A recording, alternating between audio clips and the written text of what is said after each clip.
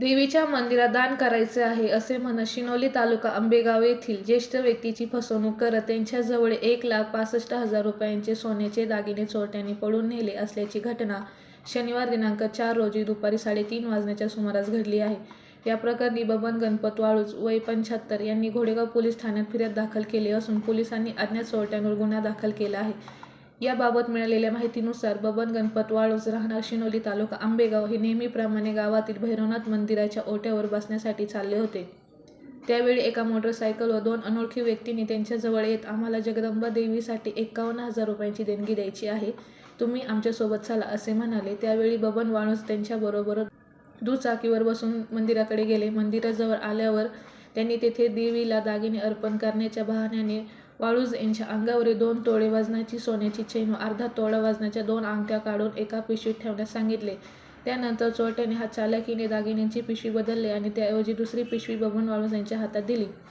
पिशवीत पैसे असल्याचे भासवून चोरटे देवीसाठी नारळ घेऊन येतो असे म्हणत दुचाकीवरून निंभे गावच्या दिशेने पसार झाले. काही वेळाने वाळूज यांनी पिशवी उघडून पाहिली असता त्या सोन्याच्या दागिन्यांऐवजी दगड, 50 रुपयांची 1 नोट, 10 रुपयांची 1 नोट, पार्लेजी बिस्किटचे 2 पुडे आणि अगरबत्तीचा पुडा आढळला.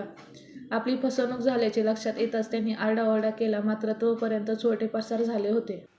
माझं नाव बबन गणपत वाळूज, राहणार शिनोली, तालुका आंबेगाव, जिल्हा पुणे. वय माझं 75. आणि मी गावात आला असताना माझ्या एक अनाथ इसम माझ्या समोर आला आणि तो म्हणला इकडे या. ओळखीचा नाही तुमच्या? तुमच्या ओळखीचा होता का? नाही, ओळखीचा नव्हता तो. मग कोण कसं आले ते? आले मोटरसायकलीवर आलाय आणि तिथं उभं राहिला मंदिराच्या बाजूला आणि मला बोलवलं इकडे. आणि मग मला म्हणले ते आपल्याला देवीला 51,000 रुपये देणगी द्यायची. तेव्हा मला म्हणले तुम्ही माझ्या बरोबर चला. मग मी त्यांच्या बरोबर. तुम्ही चालत गेले का मोटरसायकल गेले? नाही, मोटरसायकलीवर गेलो. अच्छा. आणि मग देवीच्या तिथे गेल्यानंतर तिथं मला म्हणले तुमचे गळ्यातली चैन तिथं याच्यावर ठेवा, गळ्यावर मुंबऱ्यावर देवीच्या, आणि त्या 2 अंगठ्या आणि त्यांनी त्याची बी चैन ठेवली होती तिथं याच्यावर. आणि मग म्हणला असं हे करा आणि ते पैसे मी मोजायला दिले. ते 25,000 रुपये ते परत माझ्याकडून घेतले.